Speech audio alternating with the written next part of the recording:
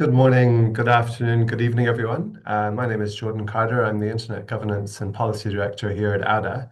And I'm just going to give us another minute for people to join today's online event about the WSIS+20 outcomes and Internet governance in 2026. So just leave a little bit more time for people to join.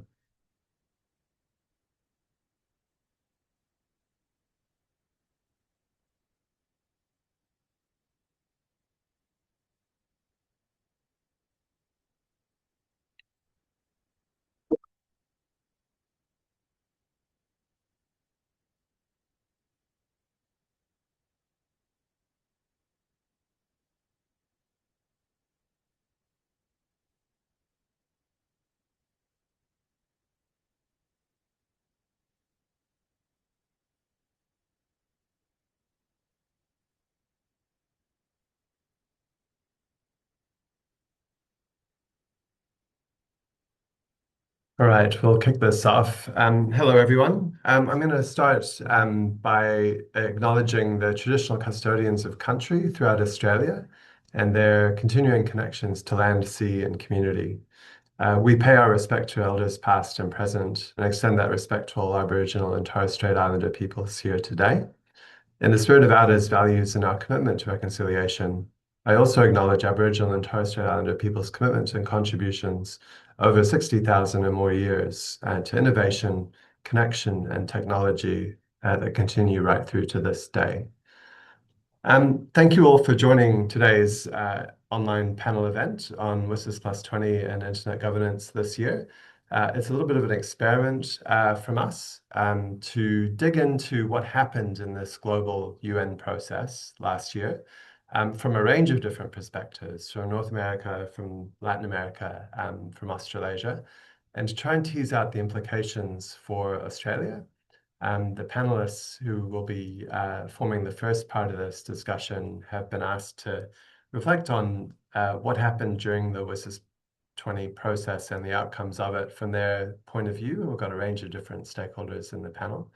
And then to give some quick fire responses to questions to get things moving, which will be then followed by hopefully engagement from you. And just as a heads up, we're going to use the online system called Mentimeter to obtain your feedback and insights and input. So this will rely on the conversation spurred both by the panelists and by your inputs. So that's why we're calling this an online event rather than a webinar. Make the next slide work.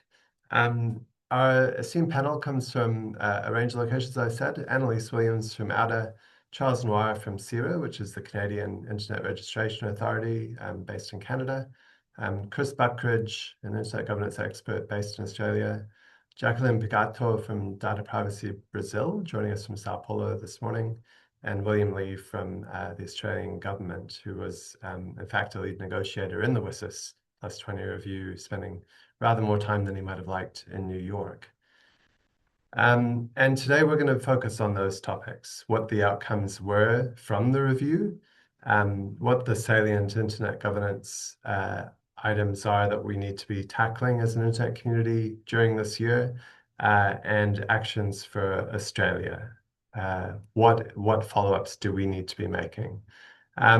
And I'll thank the panelists in advance for sharing their insights and views with us. I hope that this is a stimulating conversation. Feel free, panelists, to be a bit provocative and interesting. You may overlap, you may have different views. The ideal thing would be to have a bit of an argument or a discussion where there are different points of view, but it may also be that that doesn't come about. And the first thing we're going to do is a round of introductory comments from the panelists.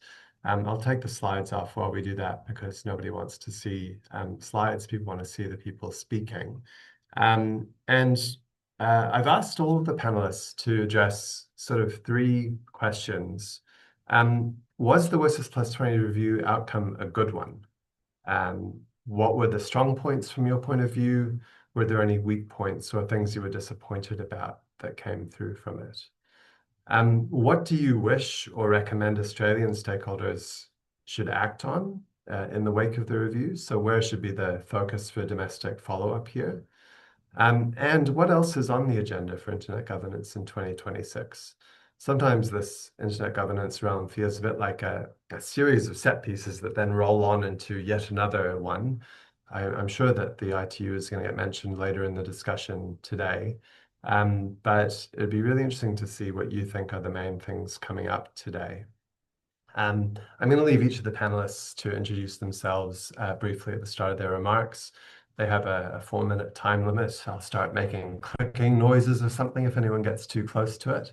But in the meantime, let me stop the sharing here and invite our first panelist to take the floor, which is Annalise Williams from ADA. Annalise, over to you. Thanks, Jordan. Just set a timer so I will not go over time. Good morning, everyone, and thank you for joining us. So I'm Annalise Williams. I'm part of the Internet Governance and Policy team here at AUDA, but I've been involved in internet governance issues for probably close to 15 years or so now. Previously with the Australian government, and I've been involved in watching national, regional, and international internet governance processes very closely. So from my perspective, the WSIS+20 review outcome was an overwhelmingly positive result. It's reaffirmed the WSIS vision of an inclusive and development-focused digital world. It reaffirmed the multi-stakeholder approach to internet governance, so recognising the role of the technical community, the private sector, civil society, and academia in the decisions about the internet. And it also established a permanent mandate for the Global Internet Governance Forum. It took place against a backdrop of increasing geopolitical tensions, but the conference delegates still managed to reach consensus. And I think that's a really important point. It wasn't guaranteed, but they did reach consensus. I expect that consensus is probably pretty fragile, but I think it should be celebrated nevertheless because it's really critical to the legitimacy of the process. So for an intergovernmental, like for the positive things, for an intergovernmental process, it was quite open, meaningful opportunities for non-government stakeholders to engage. Really positive addition to multilateral processes was the inclusion of a multi-stakeholder sounding board to help shape and give advice to the organisers of the review. And I hope that governments also found that a positive addition and something that they'll adopt for future processes. What was the next question? What do I wish stakeholders would act on?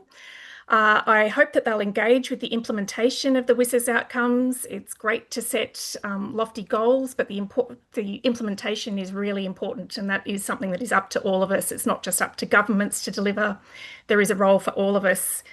And with the IGF permanent, I would encourage stakeholders to get involved with that and help shape it so it can reach its full potential. And on the agenda for 2026, I think geopolitics is going to continue to be a critical influencing factor. I think there is going to be an increasing focus on sovereignty and security and resilience. And of course, AI is not going away. And I think we should expect to see all of those issues influence the internet governance agenda and the digital policy agenda more broadly. So I might just leave it there. I think I am under time. And I'll pass back to you. Thanks, Jordan.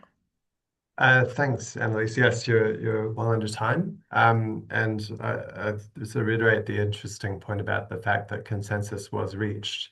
It's not always an obvious possibility in the world we are in today. So thanks for drawing attention to that. Our second speaker in this introductory remark section is Charles Noir. Charles, over to you. Thanks, Jordan. Thanks, Annalise. Hi, everyone. My name's Charles Noir, and I'm the Policy and Advocacy. I'm the Vice President of Policy and Advocacy at CIRA, which is the Canadian Internet Registration Authority. We operate the .ca, and it's great to be here. And so, good morning to you, and good evening from Ottawa. we do appreciate the invitation. Certainly agree with everything that Annalise has brought forward in her remarks, and would say that the outcome for us, the WSIS+20 outcome for Sierra was very significant and positive. Certainly another milestone for the internet. And I think the fact that we're all here talking about it certainly says another thing, which is that our work is never done in internet governance. And it was a good push, and it was good to see the results. But we have a lot more work in front of us. So I would just flag that from the outset. And talking about the tremendous amount of work that it actually took, and by all the people that are around the table today, or whether you're in a civil society, academia, or the private sector, the result that was shaped or that we're going to be talking about was done because all of us in the communities that we serve worked together and also represented our communities and saw across those community lines. So, I mean, like all of us here, Sierra supported the WSIS vision from the beginning, and we've strong supporters of the multi-stakeholder model that underpins it. And for us, it's simply about this idea that any decision about the internet should ensure that all stakeholders that participate and make the internet possible have a say and be at the table. And for us, that's about real world outcomes, but also public interest. And any model that's going to, that model that gets weakened increases the chances that we're going to see a lot of decision making moving behind closed doors. And for us, that's going to risk a very fragmented or a more fragmented and a less open internet. So that's how we're coming from, or that's where we're coming from in this discussion, like many of you. We were engaged in the process, I think, through a number of different avenues, but primarily through the Technical Community Coalition for Multi-Stakeholderism, along with partners that are on this panel and those of you in the audience, and 45 other technical operators. I think for us, to say what I think a lot of us are going to say, the explicit recognition of the technical community was very important from the get-go. I think that was resolved fairly early. Of course, we're happy to see a permanent mandate for the IGF. And in general, it's wonderful to see, if we look back at WSIS and we look over the time, there's been a clear signal, I think, from a lot of countries who weren't necessarily there some time ago, but in favor of multi-stakeholder governance. So I think that's a real great direction to be going into. Look, in terms of looking ahead, we're going to have to put these principles that were hard fought and negotiated by our governments into play, right? That's going to be the challenge before us in 26 and onwards. We're going to have our first IGF, hopefully in real life, under its permanent mandate. That's going to be a test of those principles. And then, of course, we'll be talking about the ITU and the plenipotentiary conferences coming in November, which, although not related entirely, will certainly address many of the principles that we fought for in the outcome document. My time is closely coming to an end, so I'll just stop there and hand it back to my colleagues on the panel. Thank you. Thank you, Charles. Yeah, it's been interesting, the number of coalitions and different groupings of stakeholders that have been built in the course of this. The TCCM is one of them, and I'm sure others will be mentioned as well. Thanks for your intervention. Number 3, Jacqueline, over to you. Thank you so much, Jordan, and thank you, Alda, for the invitation. It's a pleasure to be here. It's 9:45 p.m. here in São Paulo, so I'll do my best here to keep working late. But very nice to be here and be part of this conversation. So my name is Jacqueline Pigato. I'm based in São Paulo, Brazil, and I have a background in international relations. For 3 years, I've been coordinating an area of research at Data Privacy Brazil, a Brazilian NGO working with digital rights. And regarding the WSIS+20, I totally agreed with Annalise and Charles on a positive outcome. Also about the importance of having the multi-stakeholder model as a core principle, the permanent IGF, and the focus on implementation in what comes next. Only would like to highlight some reflections about the multi-stakeholder part, because that got me thinking a lot last year during the WSIS+20 process. I think this core principle was not a given, so its inclusion in the final outcome reflects a real political effort. But at the same time, I think this model remains deeply contested.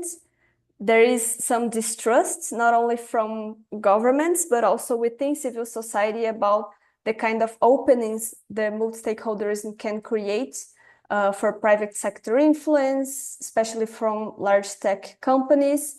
And for many actors, the preference is not for a multi-stakeholderism as such, but for a multilateral system that allows for meaningful multi-stakeholder participation. And I think that distinction is unresolved in the outcome, and maybe this would be a good reflection for all of us to have through this year and through other processes.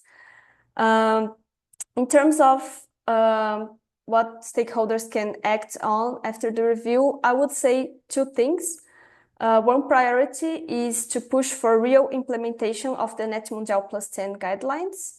It's not enough to endorse them in the formal documents. The challenge now is to ensure that they actually inform the design and conducted governance processes going forward. I think Australia, as other countries, are well positioned to support that efforts and help defend those standards in practice from the national level to the global one. And the second one would be institutional coordination. We have WSIS, the Global Digital Compact, the IGF. They have been moving forwards in parallel, often without a clear articulation between them. So I think governments could play an important role in advocating for a more coherent governance architecture, one that connects these processes with the Sustainable Development Goals, and also avoids unnecessary duplication and imbalancing. And one expectation that I have for this year is the Data Governance Working Group and also the AI Global Dialogue. And I think this could be a good start for this articulation with the IGF and other processes as well. So I'll stop here for now. Thanks. Thanks, Jacqueline, and thanks for bringing the Net Mundial +10 work into the mix as well, aimed both at internet governance and broader digital policy processes. Those guidelines set a really clear and quite demanding set of expectations around how all actors, including governments, could work to make these processes more open, more inclusive, and to do the weaving together that Charles talked about, making sure all the perspectives that matter are in the decision making, not just spectators outside the room. So thanks for that. Number 4 is Chris Buckridge. Chris, over to you. Thanks, Jordan. Thanks, everyone.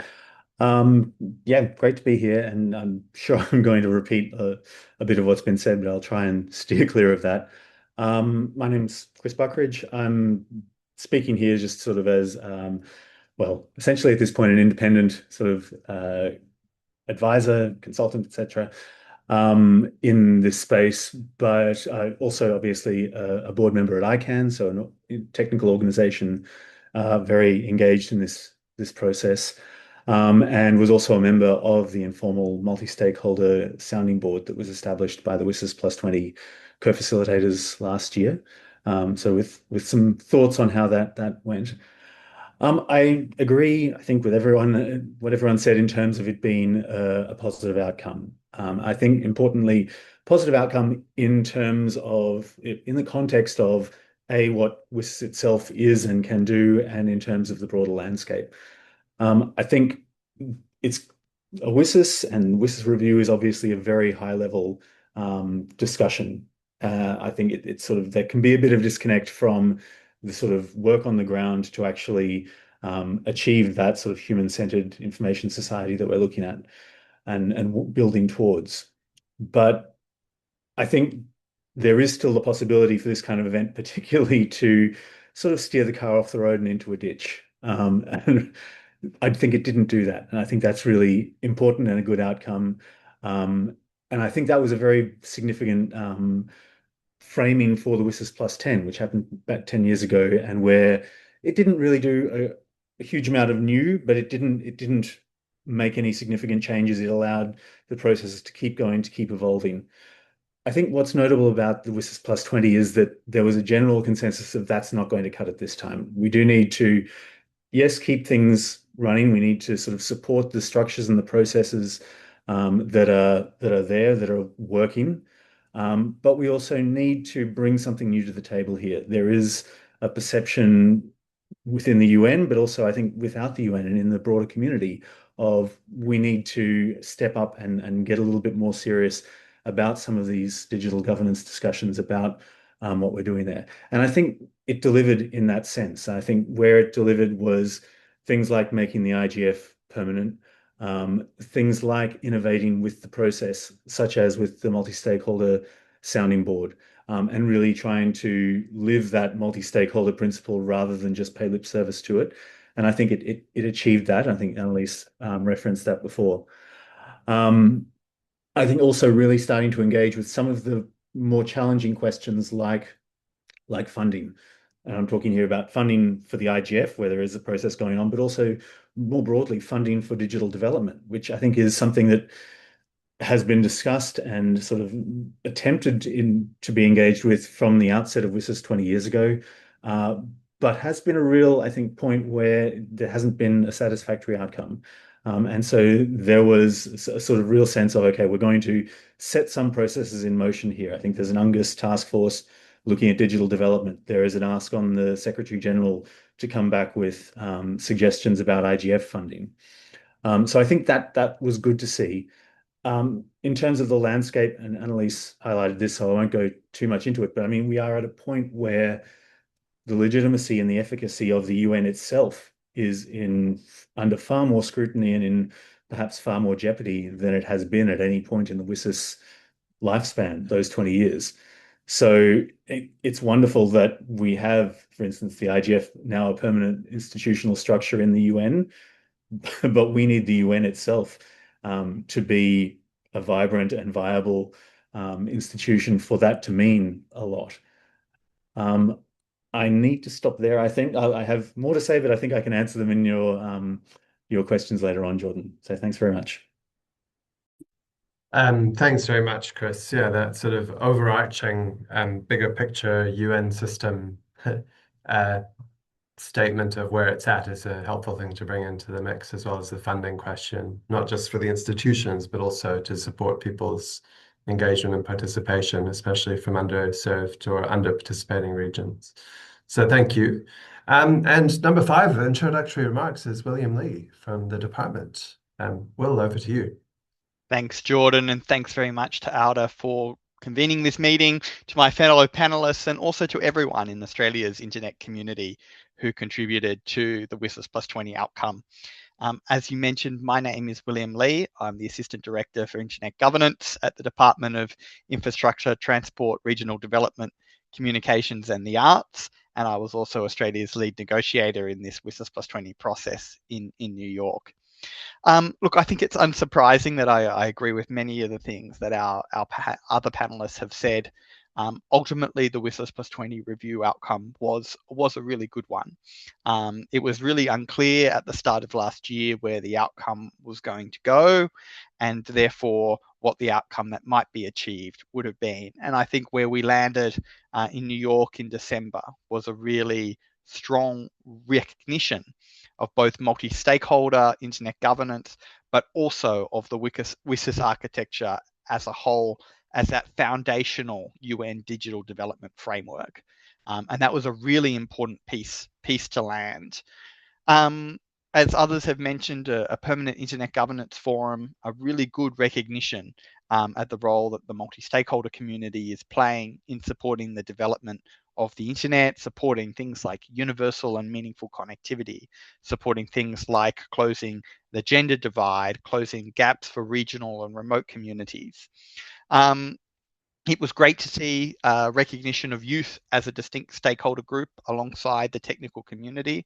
I think we are seeing a shift over recent years at the role of the next generation, the more tech-savvy generation, if I put it in those terms. And it was great to see a recognition of efforts like the Youth IGF, APIGA, and other initiatives to bring that youth voice into that global multi-stakeholder conversation. It was great to see the Net Mundial guidelines recognised. It was great to see a strengthening of the UN Group on the Information Society, which serves as a coordinating mechanism for UN agencies to deliver on the action lines that are outlined in the WSIS. And it was great to see the recognition of the national and the regional initiatives, such as the Australian Internet Governance Forum, the Asia Pacific Internet Governance Forum, and all of the work intersessionally that happens within the IGF ecosystem. So I think we landed in a really, really good spot. But as I've said to a number of stakeholder groups now, I think what we have is a canvas at this point. We have the canvas, we have the paints, we have the sketch. But what we really need to do over the next 12 months is color in that picture, and quickly. As Chris and others mentioned, the WSIS framework, the WSIS+20 outcome, is really a normative document. Change to the multi-stakeholder community cannot come top down from governments sitting in the United Nations General Assembly in New York. What needs to happen is that the normative framework exists, and then it's up to the community at large to bring the change, the reform, the practical changes that need to occur. And I think that's the real opportunity, not only for Australian stakeholders, but stakeholders globally from all of these constituencies to recognise and take forward. And I think that's really important given what we see on the horizon as well. The internet governance agenda is not getting any quieter. In fact, it's actually getting more contested and more complicated. As Charles mentioned, we've got the ITU's plenipotentiary coming up, which is an opportunity for a really important UN agency for governments to again consider the role of ITU in the internet governance ecosystem. We've got, as Jacqueline mentioned, the AI Global Dialogue and the AI for Good conferences, which will happen as part and in collaboration with the ITU's WSIS Forum in Geneva. And that's just scratching the surface.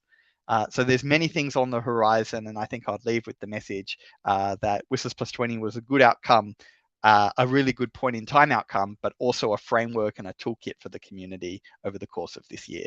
Back to you, Jordan. Thank you. Well, that sort of focus on, here's the picture, or here's the resources. Let's actually do the work to implement this vision. People-centric information society has impact, work for us all to do to make it real. Thank you for that set of introductory comments, everyone. That's quite a lot of agreement there around broadly a strong outcome. I know that some of us were sitting around 18 months or 2 years ago worrying that the IGF would pass into history and that the technical community might be left out of the future of technology governance. So those fears didn't come to pass, partly because of the efforts of many people on this call and in the broader technology and civil society, business groupings, and so on, in lots of different countries, not just the usual suspects, as it were. The next phase of this discussion is to just tease out a few more specifics and be as concrete as you can. This is a quick fire questions round, which means 60 seconds each. Good luck with that. Once again, I'll try my old tapping trick if people are lagging much beyond that. And we've got three rounds of this. And the first question is around the IGF, the Internet Governance Forum. The review has made that a permanent feature of the UN system. What are your one or two top priorities around how the IGF needs to be strengthened or improved? So what does it need to do to be better than it has been, to make this new permanent mandate worth it, if you like? Charles, you're first, 60 seconds. Correct. I'm only going to propose one because there are a bunch of us here. For me, one of the biggest issues is that we really need to strengthen the broader ecosystem within the IGF. And for me, that's about the intersessional work that we all do, making that more visible.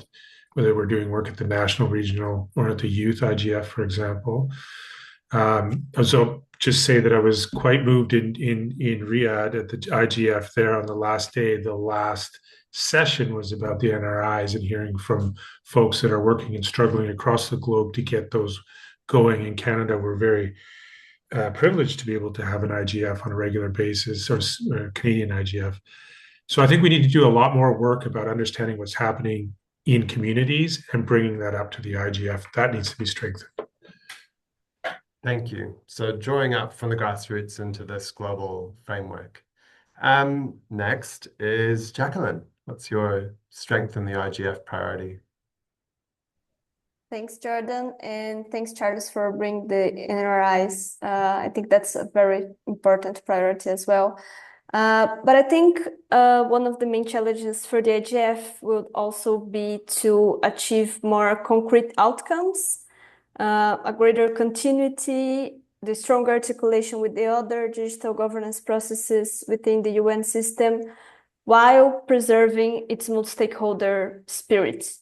We need results that reach the governmental sector without turning the IGF into a closed high-level event with negotiated documents and outcomes. So I think the IGF can continue to shape agendas and give voice to any stakeholder while also engaging those with decision-making power. Great, thank you. So more tangible outcomes and more tangible impact. Back, thanks. Third on this list is Chris. Chris. Thanks, Jordan. I'm going to give a very boring answer here and say we actually don't have a shortage of suggestions and ideas for improvement to the IGF. The MAG 2025 actually has produced a document which has, I think, 45 priority recommendations for changes to be made. Some of those are quite small, quickly achievable. Others are quite significant, long-term, sort of cultural, structural, etc. And we've been here before. We've had expert group meetings. We have another expert group meeting that's going to take place next week. So coming up with suggestions on how to improve the IGF has never been our problem. Implementing those has always been a perennial issue.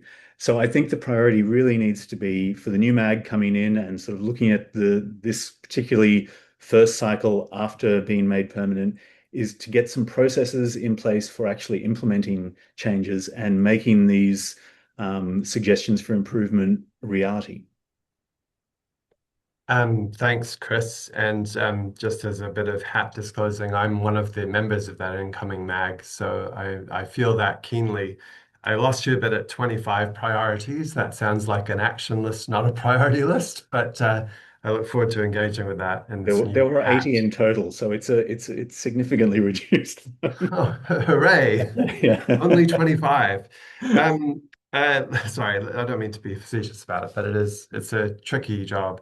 William, your priority for IGF improvement. Oh, look, I don't know how to follow on from Chris's list, but I think look, focus is really the core mantra, I think, and implement. If you look at the WSIS+20 outcome documents, paragraphs 100 to 104, these were the really contentious issues in New York about the IGF. Questions like, how do we improve government participation? How do we improve messaging? How do we bring new stakeholders to the conversation? How do we reinforce intersessional work? And how do we best use the Secretariat? And what I say by focus, and implement is that the IGF needs to take forward and really drive where the conversation is and deliver those meaningful outputs that are useful, whether it's on online safety, whether it's on technical issues, whether it's on a whole range of policy questions. Governments and other stakeholders are looking for ways to collaborate and find solutions, and the IGF is that ecosystem if it can get it right. Thank you very much. Well, yes, they're nice. Focus and implement. Easy to remember and less easy to do, but needs to be done. Annalise, you're number 5.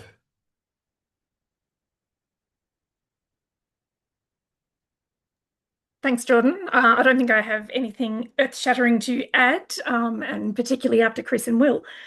But I think there are a couple of things that we do need to focus on, and that the first one I would say is ensuring a proper balance of participation or a rebalancing of participation, and making sure that we have all stakeholder groups from all regions participating. And I mean, the global south, obviously, but I'm also talking about, private sector, which I think would be an underrepresented group, and certainly a group that does need to be part of the conversations, particularly when we're talking about, finding solutions.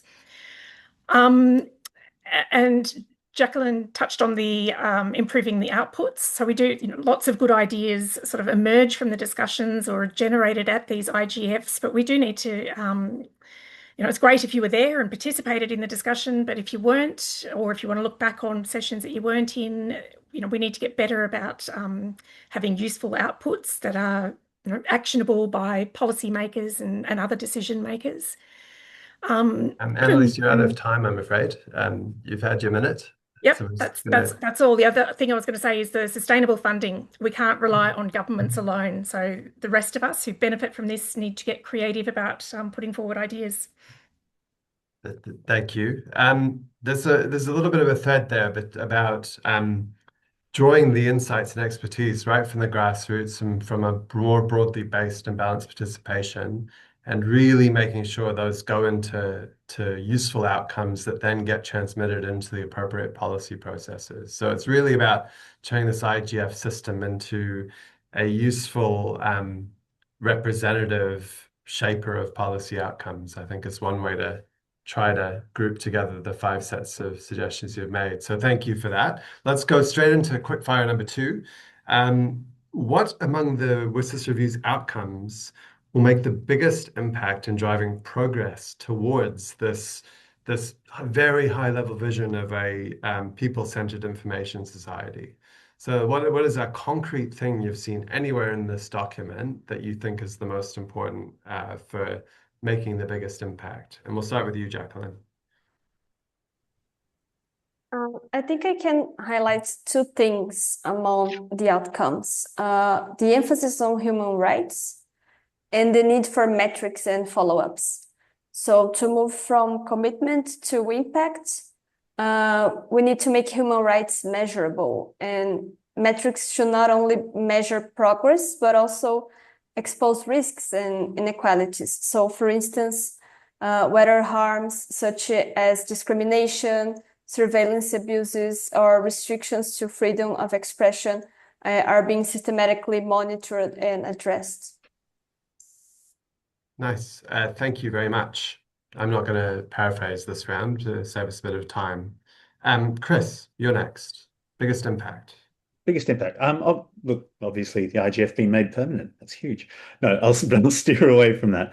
Look, I think the funding question is practical, and it's important that it's engaging with that, because none of this happens without some way of funding and making sure that that digital development can take place, that the IGF itself can take place. And I think the other, which is perhaps more aspirational, but at least there is some effort there to integrate with what's going on in AI governance, and what's sort of spinning up and all of the activities there, and make sure that WSIS and that multi-stakeholder foothold in the UN is part of and engaged with that AI governance process that's also happening. Thank you. That is, I think, the first time I've been at an event where it's taken 45 minutes for AI to be mentioned for the first time, or 40 minutes. So well done for being first. William, you're next. Thanks, Jordan. I think the targeted and result-orientated roadmaps in paragraph 113, these sound a little bit nerdy, and they don't really necessarily relate to internet governance specifically. But those roadmaps for the 11 WSIS action lines are the core of the legitimacy of what WSIS delivers. This idea that multi-stakeholderism is the best way to achieve digital development, and that these results and orientated, targeted roadmaps are ways to hold the whole community accountable for the amount that we can deliver and the change that we can deliver in the lives of everyday people around the world. If we get that right, then the legitimacy, the support for multi-stakeholder internet governance will only continue to grow. Cool. Thank you. Annalise. Thanks, Jordan. Chris touched on the IGF, but I think the IGF and the support for multi-stakeholder governance more generally, I would say for me that's the biggest driver. Has the potential to drive positive change in all of the other aspects mentioned in the outcomes document. So, governments don't have all the answers. The IGF does provide an opportunity for meaningful participation, and it's a place where marginalised communities can have their voices heard as well. Cool. Thank you. And Charles, you're wrapping this one up. Yeah, I'm not going to say anything new here. I'm going to go meta as well. I think what we really saw was a reaffirmation and to some extent strengthening of the model itself and multi-stakeholder. I say that because I felt there were a lot of concerns going in about being relegated to the corners of this.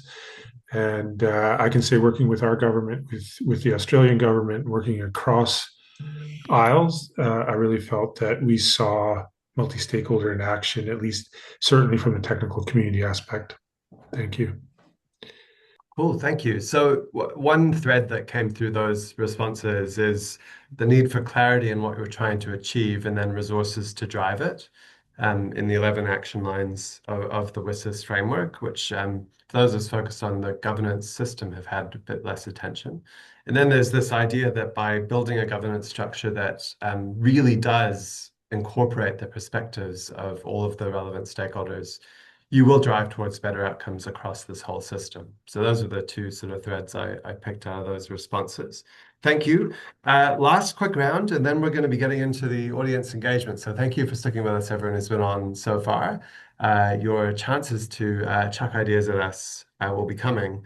And our last quick fire question before we do that relates to the first question we're going to ask you as participants. So the question for the panelists is, in 2026, what internet governance process do you think Australian stakeholders should focus their attention on, and why? And I realize that some of you are not in and from Australia, so you can either give advice to our local community here, or you can just say what you think you'll be focusing on in your communities. We're happy to take advice from anyone. Whether we follow it, of course, is up to us. But audience, I'm just mentioning that is because we'll also be asking you this question and keen to sort of crowdsource a broader analysis, see if anything has been missed out. So first of all, panelists, we're going to start with you, Chris. What is the most important process this year and why? So I think two sort of answers to that. One is, I think, maybe coming back to what Will was saying about focus. I think without we still have a huge amount of digital governance work going on in a lot of different spaces. Australia is taking the lead in a lot of that, playing a really active role. We don't now have quite that focusing mechanism of the WSIS+20, so it's important to stay engaged. And that brings me to the second point, which I really do think should be the top priority here, is that coming out of the WSIS+20 with the sort of endorsement of IGF, with the endorsement of NRIs and their importance, we need to make sure we live up to that. As again, Will said, this sort of improvement and development of this multi-stakeholder work can't come top down. It has to be reflected. It has to be driven really by the bottom-up engagement of people. So it's great that we got this outcome from WSIS+20. It's great that we got this sort of support and endorsement and reflection of the value of these, but it's on sort of the community itself to live up to that and to make sure that those spaces are vibrant and inclusive and significant. So. Cool. Thank you. William, over to you. Thanks, Jordan. Look, I think there's many processes happening this year that could be followed. I won't sit here and give a laundry list, but perhaps just a couple. One is, I think, the intersessional work of the IGF. The global IGF will be really, really important. And certainly from the department's perspective, we would love to see as many Australian stakeholders getting up at the middle of the night, joining mailing lists, contributing ideas, trying to implement the opportunity that we have this year, because it is a really narrow window. So that would be my first call. And the second call, and to give a bit of a shout out to the Australian IGF happening later this year, the recognition of the NRIs means that opportunities like the Australian IGF are now far more important. They were important before, but they now have a far more instrumental role in contributing to that global conversation. So if you're not in a position to contribute virtually to the global intersessional process, contributing to the process here in Australia, I think will be a really important avenue to contribute your thoughts and ideas going forward. Okay, thank you, Will. Annalise. Thanks, Jordan. I will follow on with just, I was going to say the Australian IGF as well, Will, so I will say that. Please get involved if you're not already. I think we can drop the website into the chat. But yeah, the Australian IGF is an opportunity for you to get involved, but please do consider getting involved in the global IGF and the global sort of discussions that are taking place as well. I think it's important that Australia's voice is represented in these global discussions. We can't just sort of leave it for other people to do it for us. Thanks. Lovely. Thanks, Annalise. Charles. Yeah, I'm going to look, a lot of processes. There's some pretty policy wonkish processes. Those are important, but I'm going to actually go with something a little outside the box, I think. And I think the debate that each of us and our countries are having around sovereignty and what that means right now in regard to digital infrastructure, in regard to how data flows across the internet, is super important to watch. Not necessarily a process, but I would really dig in if you're into internet governance and think about how the model that we've set out around a free, open, and interoperable internet might be at odds with some of what we're going to see in regard to digital sovereignty, and really would press people to question whether we need to rethink some of that foundational value set in this type of environment in which we're all operating. Fascinating. Thanks, Charles, for taking us to a different level there. And Jacqueline, you're lucky last in this one. Thanks. I believe that AI governance will remain at the center of the agenda this year. What we are seeing now is a growing fragmentation, I think, because we have multiple parallel initiatives moving at once, and very few of them producing binding or enforceable outcomes. So in that context, the UN AI Global Dialogue is one of the processes to pay attention to, especially because of its potential to connect debates taking place across the independent scientific panel, the WSIS agenda, the Global Digital Compact, the IGF. I think in many ways it could be a testing ground for multi-stakeholderism, and also after the frustration surrounding the India AI Impact Summit we had earlier this year, which did not deliver the inclusive and meaningful multi-stakeholder processes that many had hoped for. So I think the question now is whether the UN process can offer something more politically relevant and more coherent and also more accountable. Okay, thank you. Thank you all for those introductory remarks, and then the three quick fires. We're going to ask for some participation now from our audience. And the first of those questions, and let me just get the Zoom working again, is about this question of forums to focus on this year. Now, if you haven't used Menti before, it's a relatively straightforward system that you can access one of two ways. You can either go in your browser to menti.com, and you can enter in the code that's in front of you here. Or you can scan the QR code on your phone and click on that link. And when you do that, it will just open in the browser on your phone. I'm also aware that a couple of people have popped questions into the Q&A pod on the Zoom. I will come back to those later, but we would prefer to get the input through the Menti tool. And the code for this for Menti.com is going to be at the top of the next slide, where we start to accumulate uh, responses. So the first question is, you've heard the views from the panelists around what other internet governance processes matter in 2026. The question is, have you got any others that you would like to draw people's attention to? And I'll just say as well that we're not taking any verbal interventions in this webinar. This will be sort of a written input only at this point. But are there other internet governance processes that you think that we should be paying attention to? And I'll just give a minute there for people to get their thoughts in order and to add them on. And the panelists, I think you can see these responses as they come through. We're not worried about any groupthink or bandwagon effects here, so we're just letting those come up. And I'd really invite panel members. We've got about sort of 10 minutes for this conversation. So do any of you want to kick off with a thought about any of the responses that are on the screen at the minute? This is a gaps analysis exercise, if you like. And so we've got a couple here that haven't been mentioned by you. The cyber permanent mechanism, the neurodiverse community perspective, the regulation of commercial interests. Does anyone have any thoughts about those responses? Just jump in and unmute yourselves. I'm not going to look at hands. We'll have to manage as if we were in a room having a discussion around the table.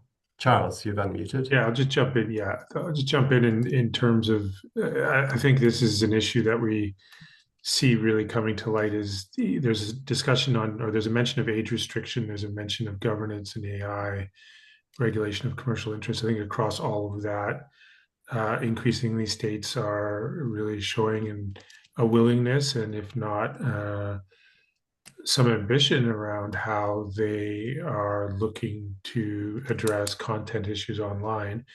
As a technical operator, we've always been concerned about where the state is attempting to do that through regulation in the stack and how low that gets rather than addressing it up here. So without getting too technical, I would say I think those are bang on. I think we're seeing more than ever. Obviously, Australia has rolled out recent legislation around age. We're looking at it in Canada and, of course, the EU, and how that all fits within a global context and the extraordinary market power of U.S. companies, I think, is going to be particularly important. And I'm certainly watching that as well very closely. And I'm not quite sure where it's going to land, to be honest.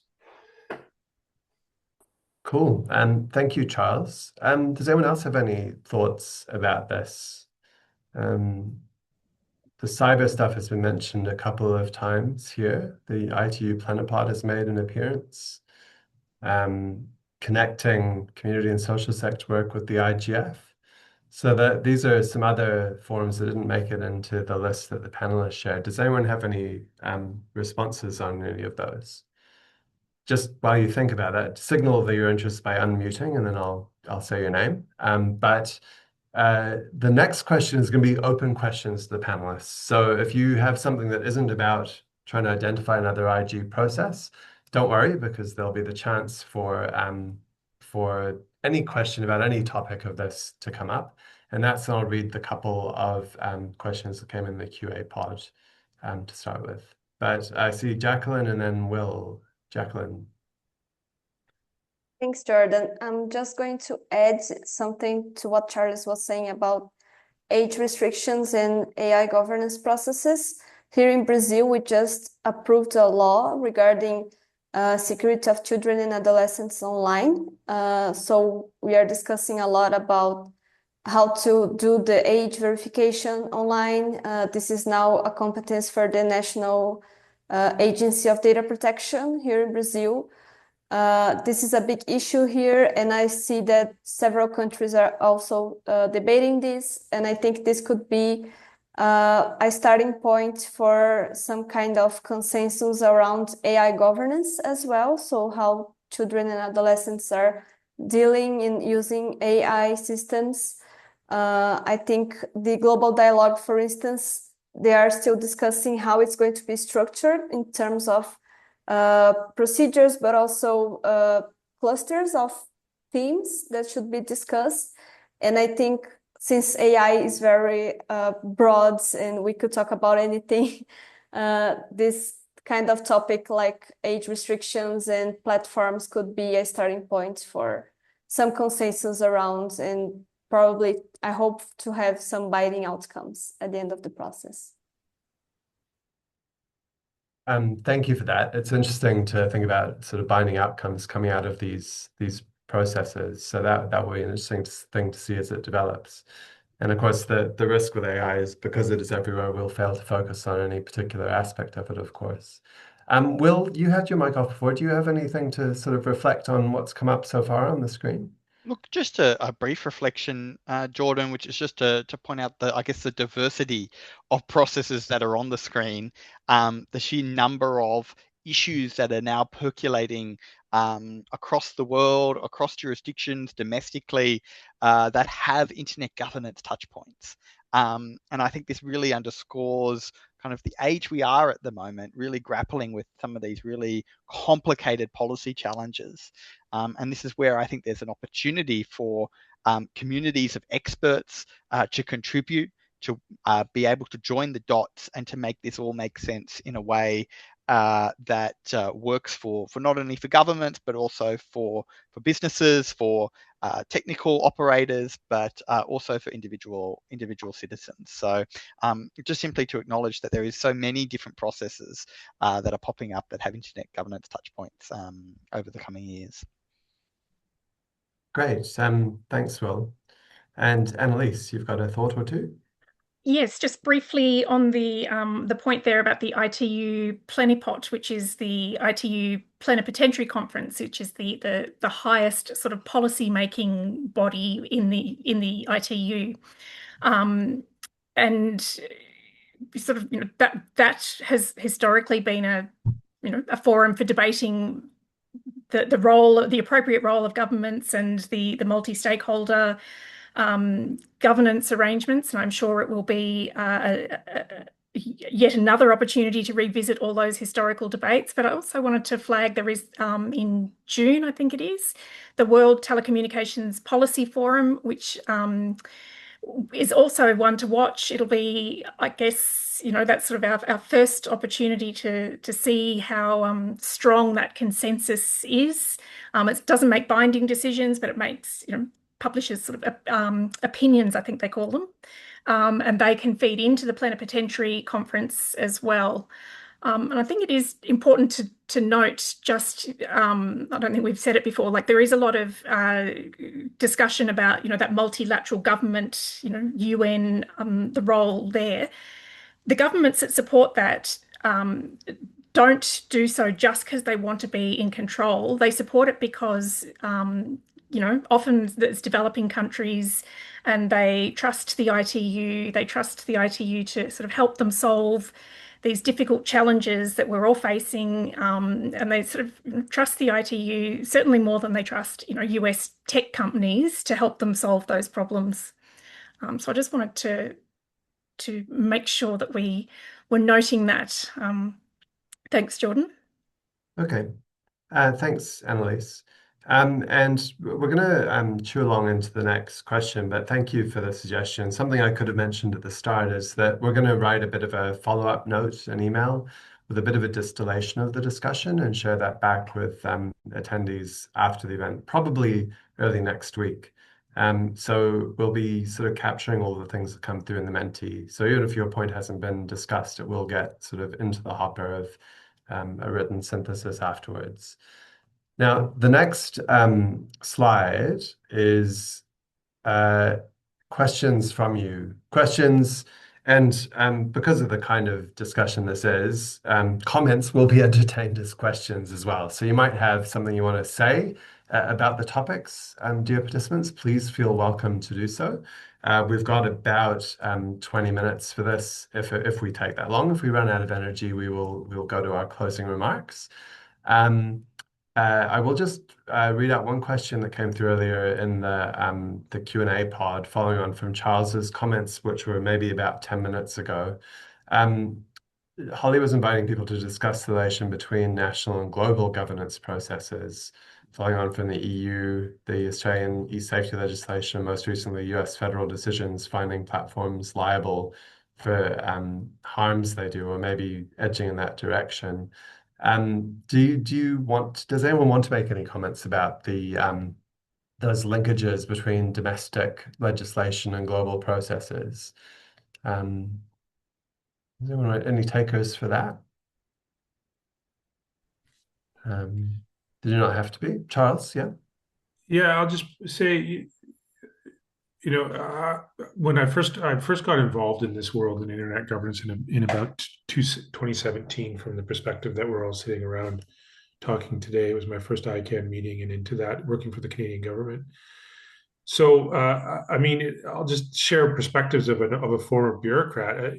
We would certainly position ourselves, and I think it's very common for countries to think about their needs and what they need to achieve jurisdictionally first, and then see how the international fits in.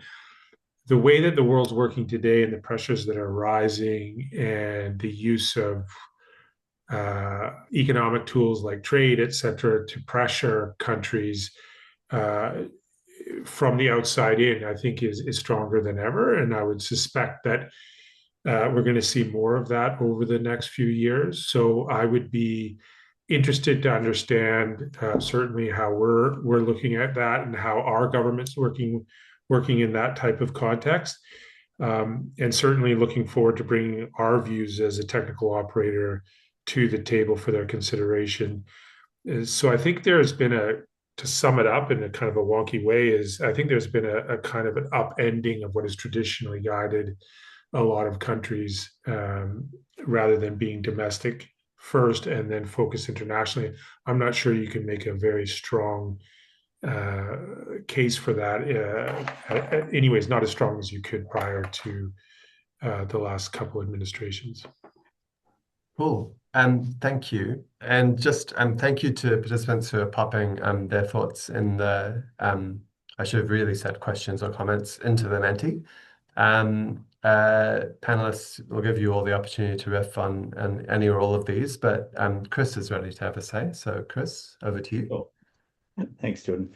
And this is sort of also playing a little off the previous question. I think Jacqueline's point about age restriction and how that's developing sort of global consensus. I mean, I think it highlights how challenging it's going to be in relation to something like AI, because I think in some ways a lot of people have, or particularly on the governmental side, perhaps the policy side, have seized on age restriction as, okay, this seems like a relatively straightforward solution. This seems like a relatively straightforward thing. We have a lot of, in principle, support from our communities, from society, who are saying, yeah, no, protection of children is important. At the same time, and I think ISOC coordinated this, there's a statement from a lot of sort of technologists highlighting the real challenges that exist for actually implementing anything in the age restriction space that is both reliable, technologically possible, and privacy and rights respecting, all of which are really important things. So I think we're at a bit of a dangerous moment in terms of the possibility of policies being pushed through with a sense of, okay, yes, this is what our voters or our sort of stakeholders want, perhaps over the sort of protestations of the technologists who actually have to put this into place and who are actually trying to envisage and develop solutions that meet all of the needs that we have. So the need, I think, for that interaction, that sort of really close collaboration and cooperation between those different stakeholder silos is more important than ever. But also, yeah, the urgency can really be detrimental to that. And I think there is a real sense of urgency in relation to things like age restriction, protecting children, in relation to AI governance. It's warranted urgency, but it also poses its own risk. And I think one thing that's become a little bit clear, if it wasn't clear before, is that often national administrations can move with regulation and legislation much more quickly than some of these internet governance forums that we are part of. It can be a matter of days between announcing the possibility of a law and it being passed. And so there's something about the timeliness of political response, which invites, I think, the internet governance system to try and get ahead of the curve, to be discussing the hard issues and coming up with the sort of concrete recommended approaches that we were talking about earlier, before these things really reach the peak of public consensus that drives national administrations to quick action. So thanks for that to both of you, actually. Got three lovely questions or comments. In fact, they are all questions in the on the screen. And I'll invite someone who hasn't yet spoken. Jacqueline, do you want to respond to any of these? Share any views? Sorry, I was just reading the questions, but I was also thinking about the previous discussion regarding national movements and regulations in the global governance, because we had I think a good experience in Brazil 2 years ago in that regard with the G20. Brazil hosted the G20 for the first time in 2024, and its presidency brought 4 priorities in the digital economy working group. And these priorities were like an impulse to moving forward with national actions in these topics. So I think the G20 was very important for us in that sense. For instance, AI, it was one of the priorities. And then we had the national plan for AI built in 2024. So it was like a domestic results from an international agenda that was being discussed. And I think the country could benefit a lot from the international discussions and bring this to the national reality and context. So yeah, it's just what I was thinking, but I'm going to read the questions. Yeah, cool. We'll have a few rounds through this.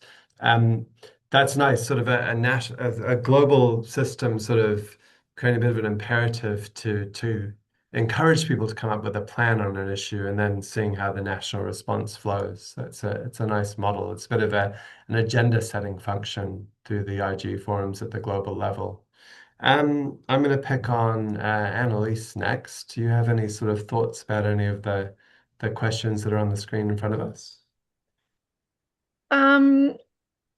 Thanks, Jordan. I was just looking at the one about the unprecedented changes in geopolitics and what that sort of means for the future of internet governance.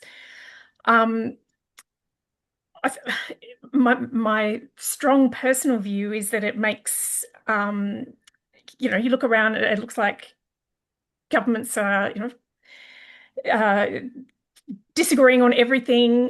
There are some significant challenges that are being grappled with right now, and I think when we sort of look at the internet, it has continued.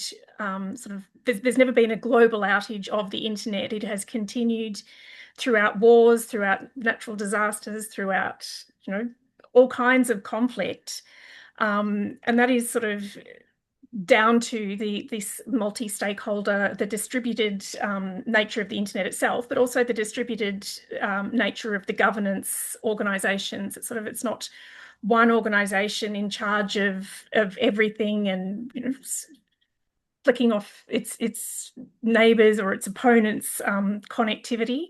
So I think that is an important element of the technical infrastructure itself. But I think it is also an important element of the governance model. And I think, given the challenges seem to be getting worse in terms of conflict between states. I think that makes the importance of the role of other stakeholders, the technical operators and other stakeholders within the system. I think it makes it more important than ever. But Thanks, yeah, Annalise. I think it is extremely challenging time.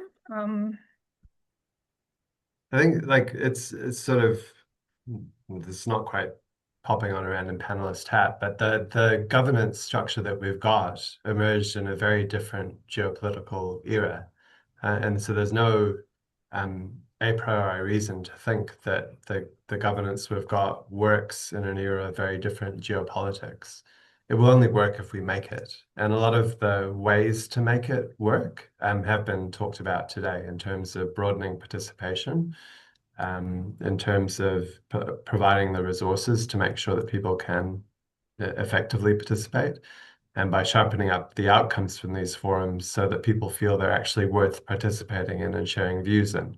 If people think that the internet governance system doesn't actually shape real world outcomes, in the end, they'll walk away from it. So I think that's another challenge to think about. I'll do another quick sort of round. Will, what do you think? Do you have any sort of thoughts about any of the questions that are on the stage, as it were?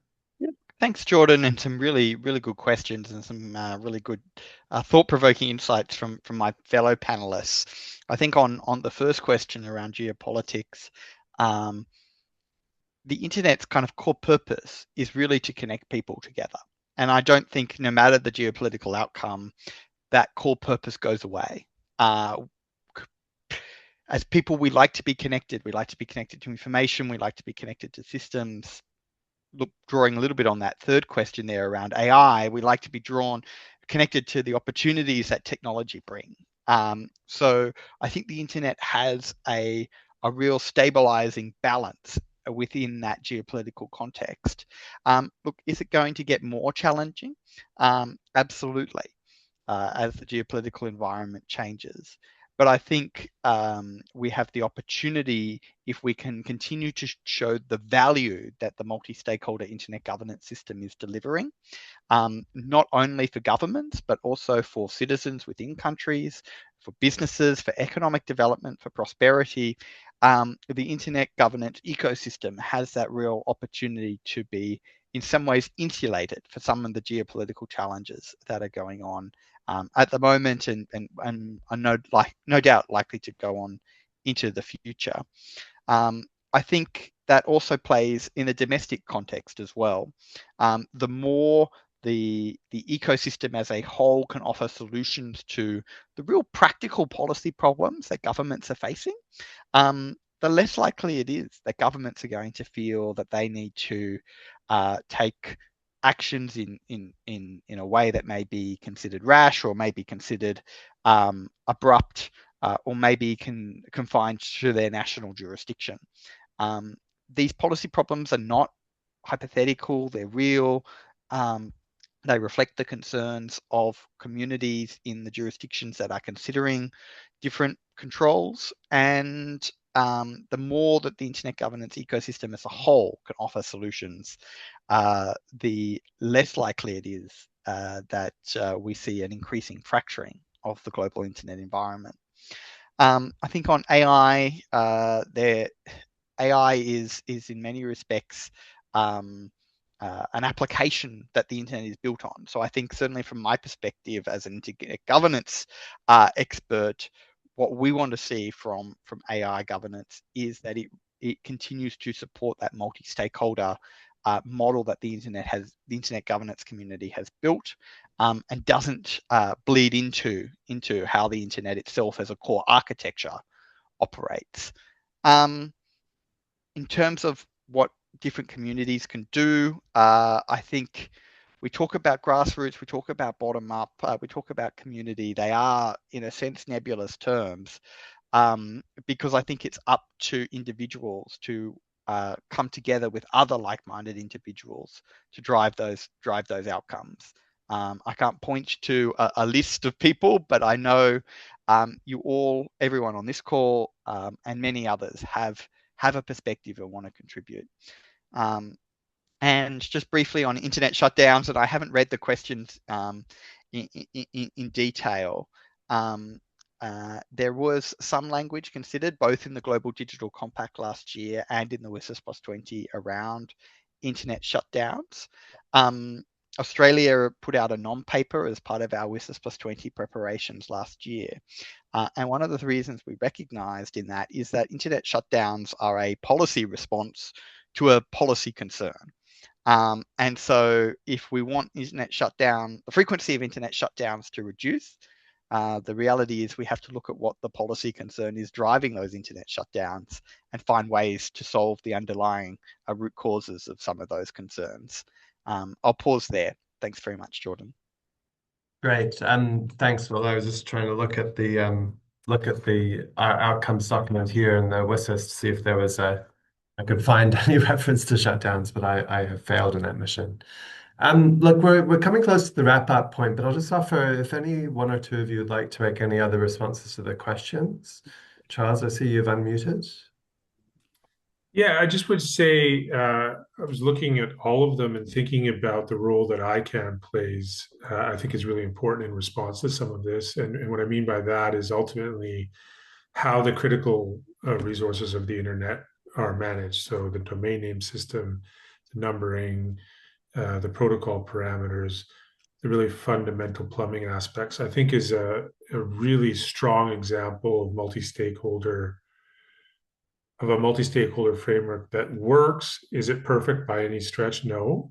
Does it need reinforcement and considerable strengthening over time? Of course it does.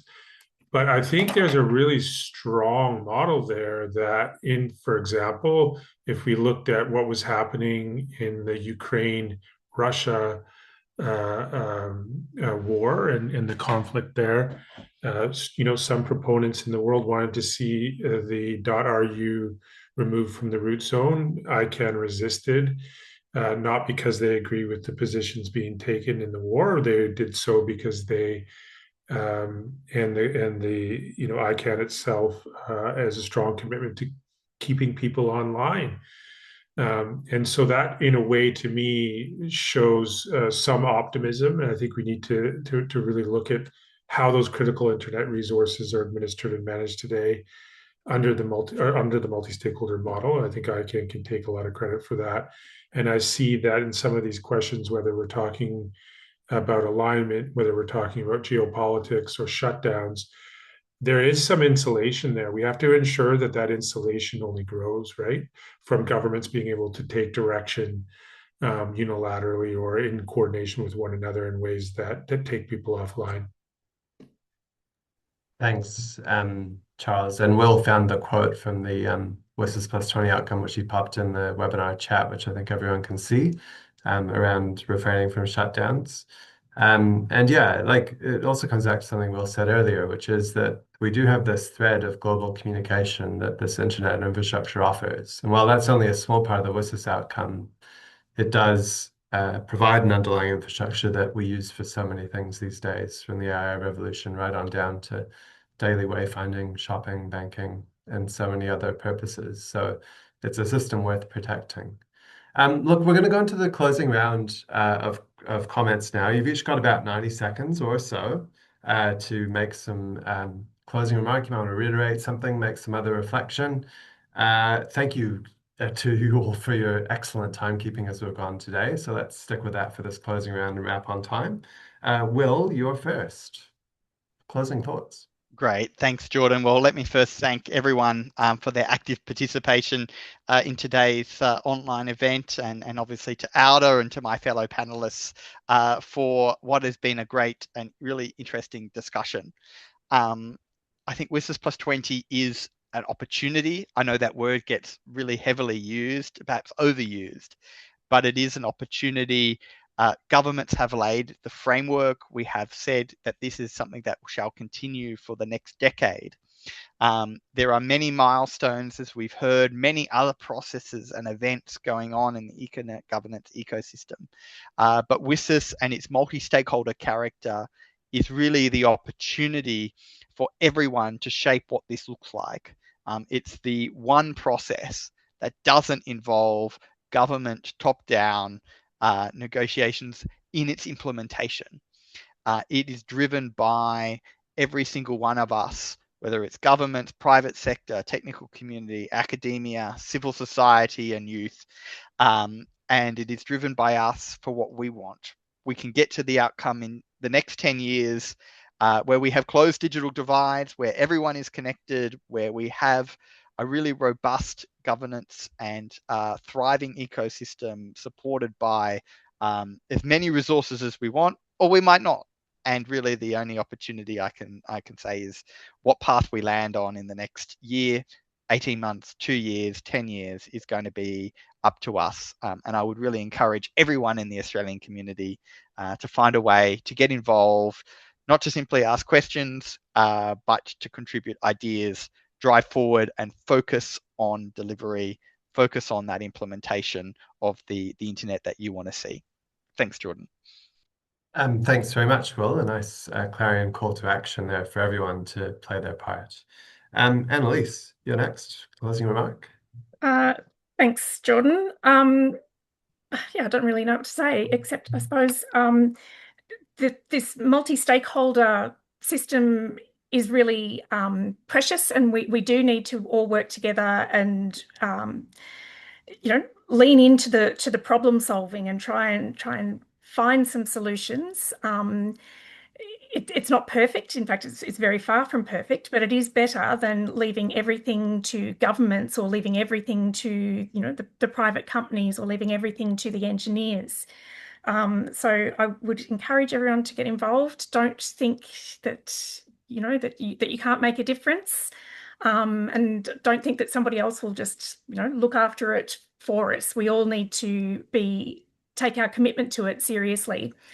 And before I end, Jordan, I just wanted to take this moment to thank Will for his engagement, particularly at WSIS, but just in general in your commitment to multi-stakeholder engagement. Not every government engages with non-government stakeholders. The Australian government is one of the few that takes that commitment seriously. And yeah, I want to thank you for everything you did to contribute to achieving the successful result at WSIS. Thanks, Will, and thanks, Jordan. Thanks, Annalise. And yes, echo that. Thanks to you, Will. The government's done an amazing job here in Australia. Charles, you're next. Great. I'm going to probably be shorter than others because I think I agree with a lot of what's been said already. And the principles have been agreed to. We've now come quite some distance since the original work of WSIS in the early 2000s.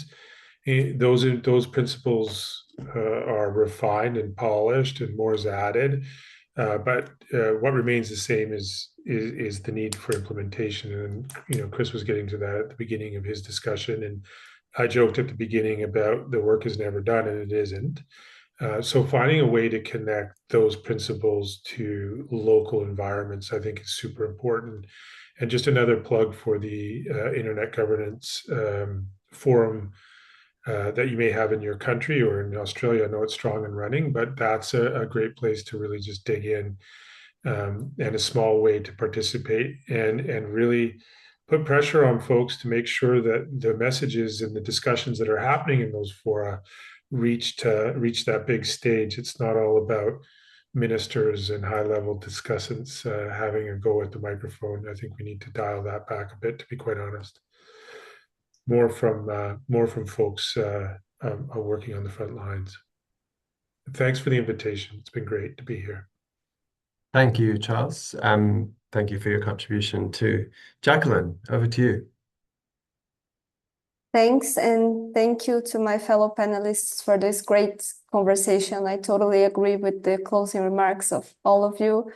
And I just want to reiterate the importance of stakeholder processes. I think we are seeing this now for AI governance processes, but also other digital policies, something that was born from internet governance. And we need more governments committed with the multi-stakeholder model as Australia and also Brazil.